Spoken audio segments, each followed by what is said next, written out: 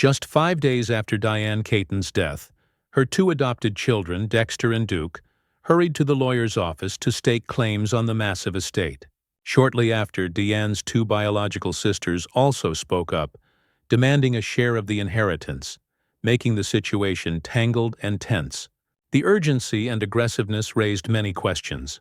Was Diane's death recorded on the death certificate as pneumonia really that simple? In her final weeks, she lived in seclusion, lost weight rapidly, suffered persistent coughing, and a delayed emergency call was made. All suspicious points that sparked concern among fans. Diane had told friends, "I have never loved anyone more than my children." But now, with her children and sisters plunging into a battle over the estate, the words echoed like a bitter question. Was that love truly reciprocated or merely a ticket to seize her enormous fortune? Unusual decisions in her final months, retreating from the public, quickly selling her Beverly Hills home and reducing contact with friends, raised speculation. Were these maneuvers to isolate Diane and create an opportunity to contest her $100 million estate? Let's explore all of this in the video. In the early morning of October 11, 2025, Diane Keaton, the legendary American actress, was found in poor health at her private residence in Santa Monica, California. An emergency call was made and paramedics quickly arrived, taking her to St. John's Health Center. However, despite timely medical attention, Diane passed away at the hospital at age 79. Her family announced the official cause as bacterial pneumonia, but immediately many fans and media raised unanswered questions. The story begins in the preceding months, as Diane gradually vanished from the stage lights and social media. In the weeks before her death, she was reportedly showing clear signs of declining health. She was no longer seen walking through the tree-lined streets of Los Angeles, holding her beloved dog, Reggie. A close friend revealed that her health had worsened since early 2025, when she was forced to leave Beverly Hills due to devastating wildfires. She moved to Palm Springs, a quieter location, but darkness seemed to be closing in. Why would a woman always full of energy, joy, and creativity retreat completely like that? Was she quietly facing another illness? One that her family and friends did not want to disclose. Pneumonia, according to doctors, is not an unfamiliar enemy. In older adults, it can strike quickly like a storm, especially when the immune system is weakened. Diane, at age 79, clearly fell into a high-risk group, but the strange thing was her rapid weight loss in the final weeks. She lost a lot of weight, a friend recounted somberly. Was this merely the consequence of pneumonia, or was there an underlying illness depleting her body? A 911 call on the morning of October 11th reported that she was found collapsed at home. Why did no one recognize her condition sooner? Had she been trying to hide warning signs? Looking back on Diane's life, it's clear she was no stranger to health battles. At age 20, she faced skin cancer, basal cell carcinoma, a consequence of unprotected sun exposure in California. Decades later, squamous cell carcinoma appeared, requiring 2 surgeries. She once shared with her signature smile that she had been too careless with her skin. Then there was bulimia, a painful secret Diane bravely disclosed in her memoir, Then Again. In her 20s, the pressure to lose weight for a Broadway role pushed her into cycles of uncontrolled eating and self-destructive behavior. 20,000 calories a day, she wrote, fried chicken, fries, sweets, then purging it all. Though she overcame this illness through therapy, she described herself as a recovering addict for life. From these 2 illnesses, it's clear they were not related to respiratory issues. So why was Diane's cause of death listed as pneumonia? Another detail fueling suspicion was the dream home in Beverly Hills that Diane hastily sold in early 2025. This was a place she had once called her forever home and spent years meticulously restoring. Fans and the media were surprised, as Diane was known for her endless passion for architecture and design, especially classic Spanish colonial revival homes. Her decision to abandon a space she loved so deeply prompted questions. Was this purely a financial choice, or were there other personal reasons? Some close sources suggested that Diane's rapid health decline may have forced her to sell the home. However, the family's secrecy regarding her condition sparked further speculation. Some wondered whether external pressures from personal relationships or even legal matters had pushed Diane to leave her beloved home. The sudden and mysterious nature of this decision created a significant gap in the story of her final days. Fans and media began to speculate. Had Diane known something about her future, or faced an unexpected event that prevented her from staying in the house? The home, once a symbol of her style and personality, now became the focus of an unresolved mystery. After Diane's passing, the family quickly arranged her cremation and informed the public, but they refused to answer any questions about her health or preceding events. This secrecy led many fans and journalists to feel that something was being concealed. But everything truly erupted when her two adopted children, Duke and Dexter, rushed to meet lawyers immediately after Diane's death to contest the estate. Going back to Diane's 50s, when her film career was still brilliant with iconic roles in The Godfather and Annie Hall, she decided to embark on a surprising new chapter, becoming a single mother. Without marriage or a partner, Diane pursued motherhood through adoption. In 1996, at age 50, she welcomed her first daughter, Dexter, just months after her birth on December 15, 1995. It was a bold, emotional decision, with Diane later sharing that she had never imagined being ready for this role, but it changed her life forever. 5 years later, in 2001, Diane expanded her family by adopting her son Duke, born February 8, 2000, when he was just over a year old. At 55, Diane raised the two children alone in her cozy Beverly Hills home amid business trips and Hollywood glamour. Dexter and Duke grew up in their mother's loving care, shielded from public attention, only occasionally appearing at special events such as award ceremonies or film premieres. These moments, like the family photo at Dexter's 2021 wedding, always exuded simple warmth and closeness. Everything seemed perfect, but that facade was torn apart as soon as Diane passed. While the world mourned the Annie Hall icon, her two children stepped into an uncompromising battle over the estimated $100 million estate she left behind. What caused family bonds to fracture so quickly? Immediately after Diane Keaton drew her last breath on the morning of October 11, 2025, the atmosphere in the Beverly Hills home remained somber, full of grief. But within hours, another story began to unfold. Her adopted children, Dexter and Duke, rushed to Diane's lawyer's office. Their goal was to ensure their interests in the massive estate Diane left were protected. On October 16th, Dexter, an ambitious interior designer, left the office of a prestigious Los Angeles law firm carrying a thick bundle of documents. According to close sources, she declared she deserved the largest portion of the estate because she had been with her mother longer since being adopted in 1996. Her main goal was the Brentwood house, the crown jewel of Diane's real estate holdings, renovated from the 2009 purchase at $4.7 million. Dexter argued that she had directly assisted her mother with renovation projects, learned her passion for architecture, and even contributed to the book The House That Pinterest Built. For her, the home was not only property, but a symbol of the special bond between her and Diane, a bond she believed no one could replace. Her younger brother, Duke, was not to be outdone. A young entrepreneur in the tech industry, he appeared at another law office in Santa Monica with old emails and messages exchanged with Diane. Duke believed he deserved the largest share of cash and film royalties, estimated at $40 to $50 million, including profits from movies like Somethings, Got to Give, and her 3 best-selling memoirs. He argued that Diane had financially supported his startup projects and had joked that Duke would continue my big dream. He demanded control over the trust fund Diane had established, believing it would help him build his own empire in line with the independent spirit his mother instilled.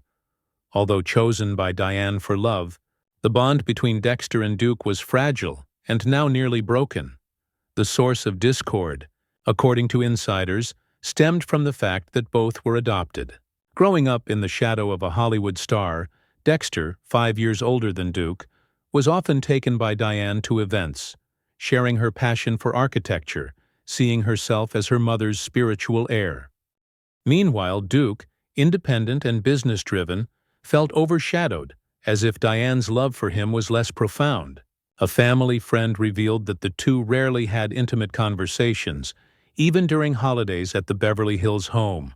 "They don't hate each other," the friend said, "but they never truly loved each other like biological siblings." That distance now became a trigger, as Diane's estate became the only thing bringing them close, but not for reconciliation. The story grew more complicated when news surfaced that Diane had left a detailed will drafted in 2015 and last updated in March 2025, just before she sold her dream Beverly Hills home. The will, managed through a trust, named Dexter and Duke as primary heirs but was unclear on specific allocations. Some close sources said Diane intended Dexter to inherit most of the real estate, while Duke received the majority of cash and shares from financial investments. The lack of clarity in distribution sparked controversy, with both believing they were more deserving. Soon after, rumors about a donation Diane intended for the LA Conservancy, an architectural preservation organization she had supported for over 20 years, began circulating.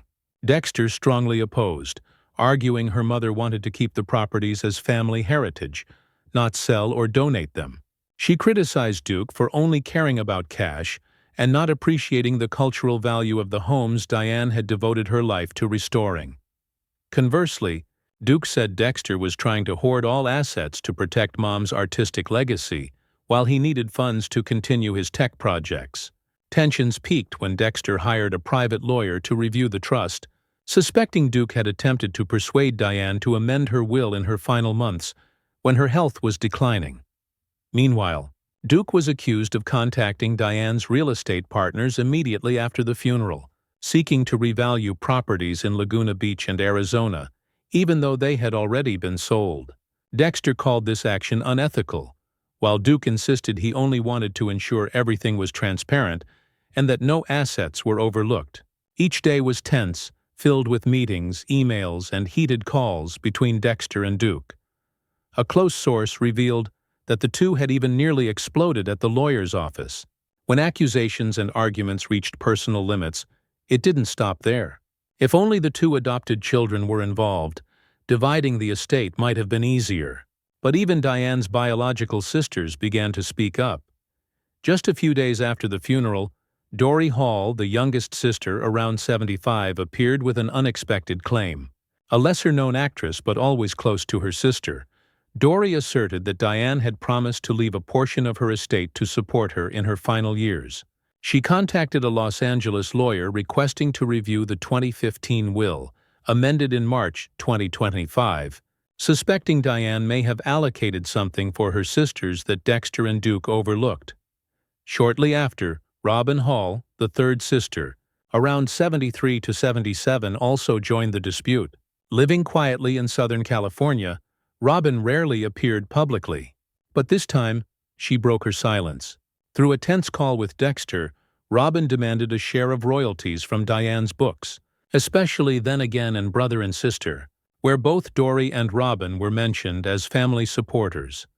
She argued that she had cared for their brother Randy Hall for many years and deserved compensation.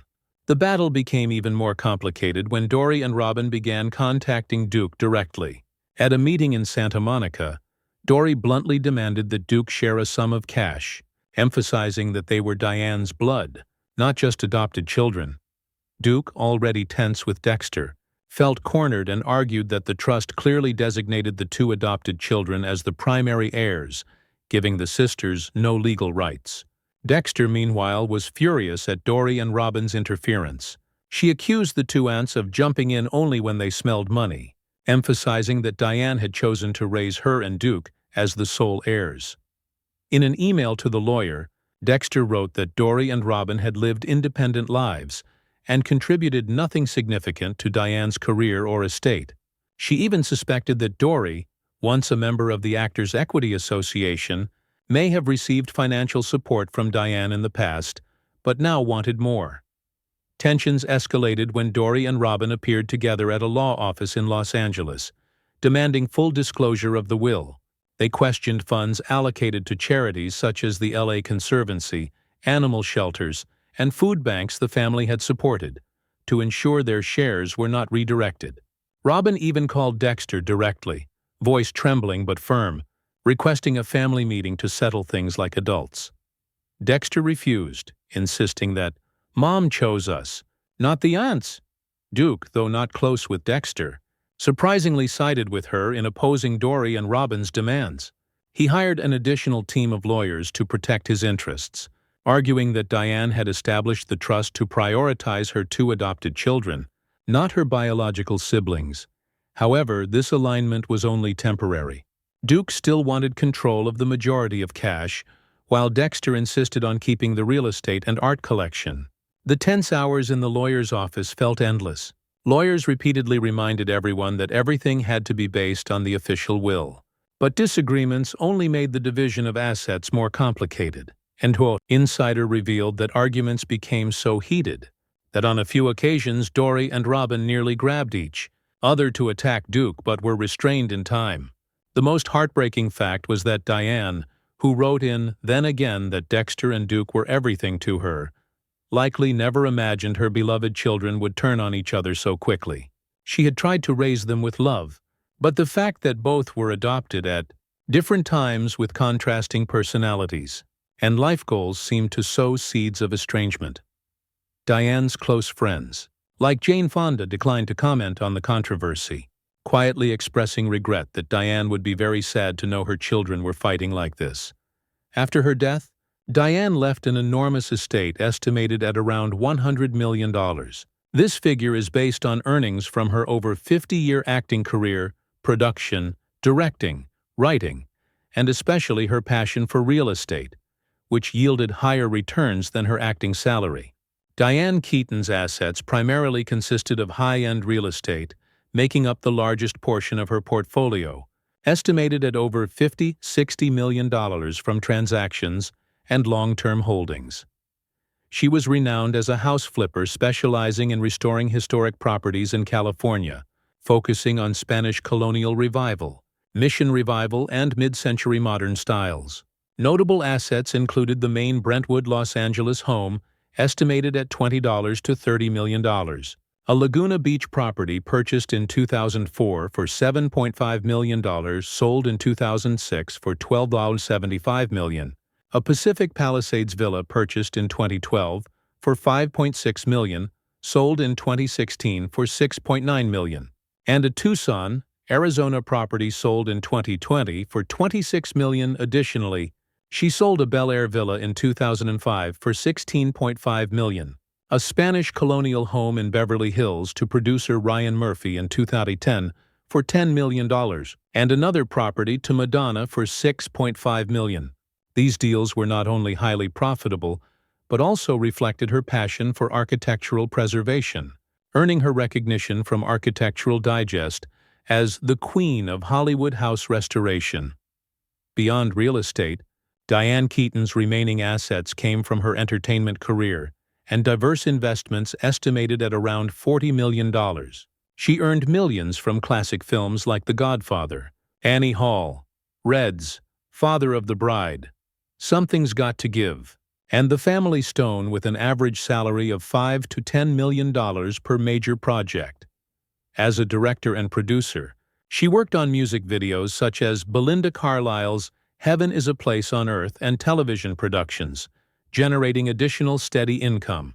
Her three best-selling memoirs, Then Again, 2011, Let's Just Say It Wasn't Pretty, 2015, and Brother and Sister, 2020, along with public talks and endorsement deals, contributed another $10 to $15 million. She also invested in photography and interior design, with her book The House That Pinterest Built, inspired by her Brentwood home, creating passive income from royalties and brand collaborations. Regarding investment strategy, Diane Keaton was notable for her long-term, preservation-focused real estate approach starting in the 1980s when she bought her first apartment in San Remo, New York. She rarely bought to sell quickly, instead spending years renovating, prioritizing forgotten properties at below-market prices, then selling at a profit due to increased historical value. She served on the LA Conservancy Board for 20 years, investing in preservation projects to prevent the destruction of architectural heritage. The fierce battle over assets between her two children only fueled growing suspicions. Was Diane's death truly due to illness? Or was there a cold-blooded plot by the very children she loved most? The hypothesis that Dexter and Duke may have harmed their mother to seize her estate sent chills down fans' spines as unusual details from her final months gradually emerged. In the last 5 months of her life, Diane almost entirely disappeared from public view. She was no longer seen walking with Reggie in Los Angeles, no longer posting cheerfully on Instagram, and had canceled all public events. Close friends told people that she withdrew to Palm Springs after leaving Beverly Hills due to wildfires, living in isolation with her adopted children, Dexter and Duke. Not a single photo, not a single post. This silence was highly unusual for a woman as energetic as Diane. Had Dexter and Duke intentionally kept their mother in the dark, limiting outside contact to conceal her health or even to control her in her final days? Diane's death was publicly announced late, with the public only learning of it when the death certificate was released on October 16, 2025. A 911 call on the morning of October 11 reported she had collapsed at home. But why was emergency help delayed until then? Sources indicated Diane had lost significant weight and weakened in the preceding weeks, showing clear signs of illness such as persistent coughing and shortness of breath. Typical pneumonia symptoms. However, there were no records of her visiting a doctor earlier. Did Dexter and Duke, her closest companions, deliberately delay medical care? Or did they ignore warning signs, knowing a sudden death would grant them access to the massive trust? Bacterial pneumonia, the official cause of death, may not have been as straightforward as it appeared. Medical experts note that in older adults, pneumonia often develops from common infections like the flu or cold, but it can also result from unusual factors such as exposure to bacteria in a controlled environment.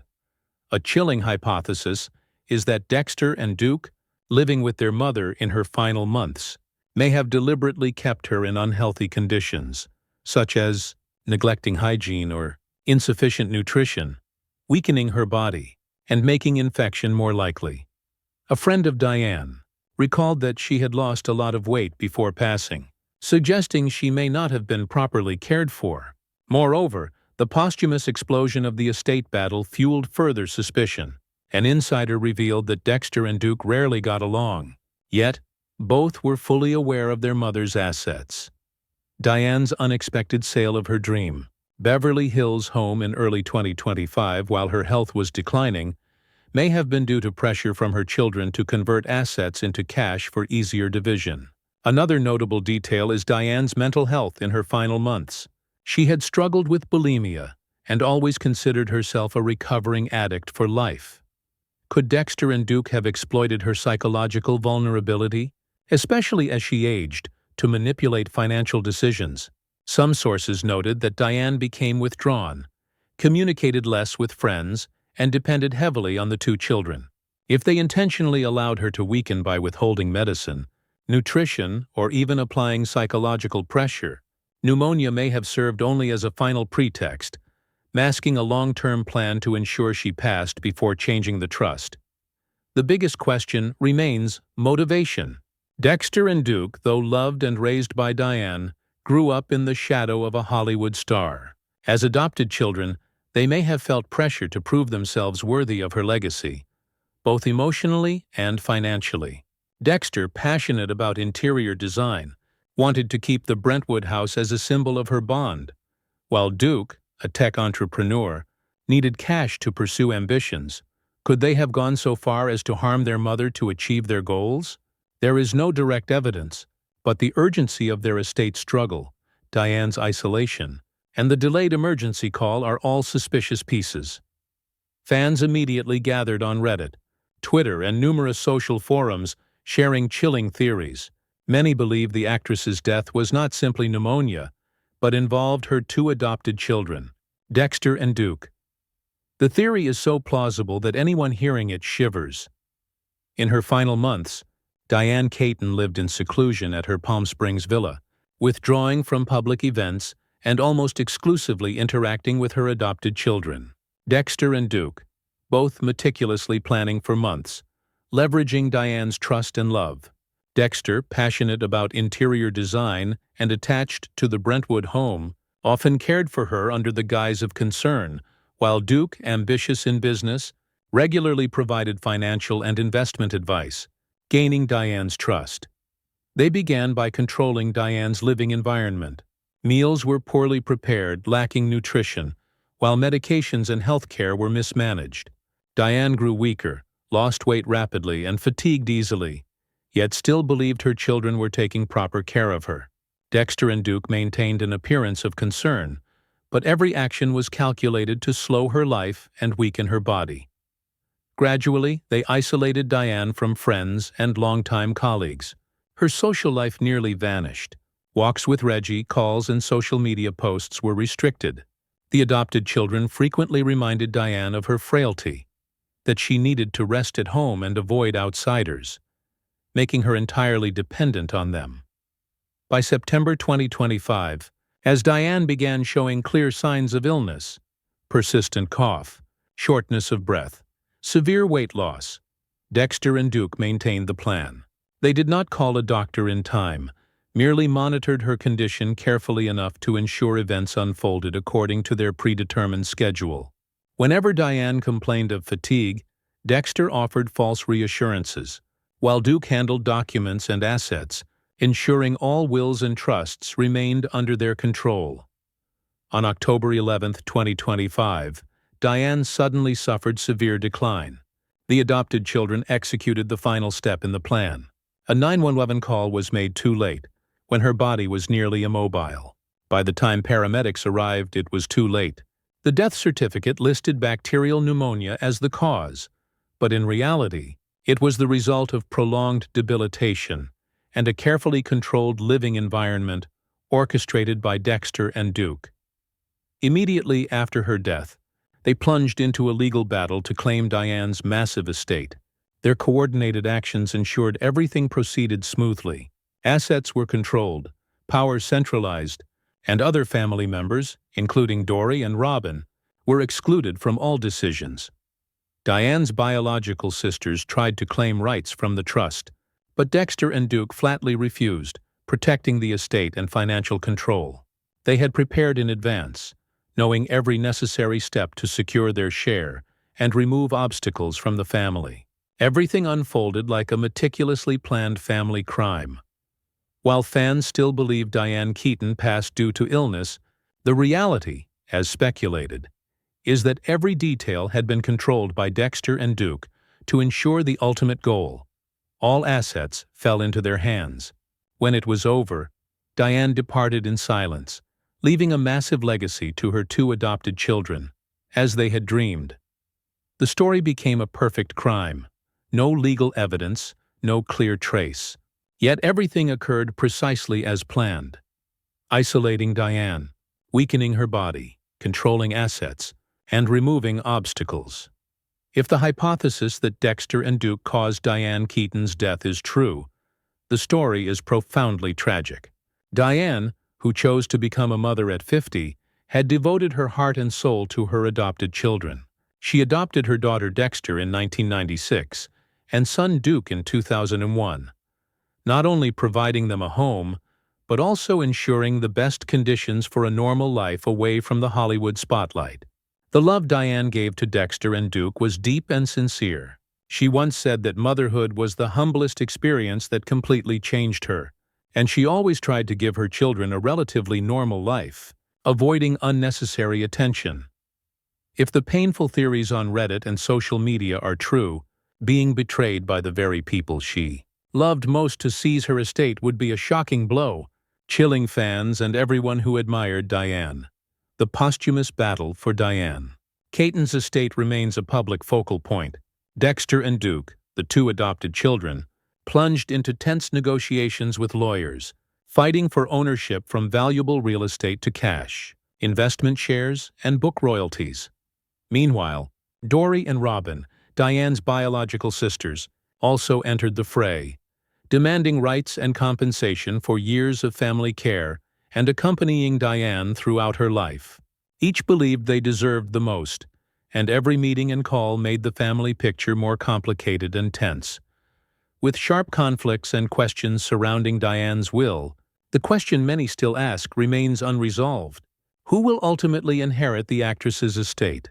Will the rights favor the two adopted children who lived with their mother for years, or the biological sisters who were close from childhood? Only time and court decisions can answer. For those interested in such drama-filled stories and wanting to follow the next developments of the Keaton family, don't forget to subscribe to the channel to not miss any updates.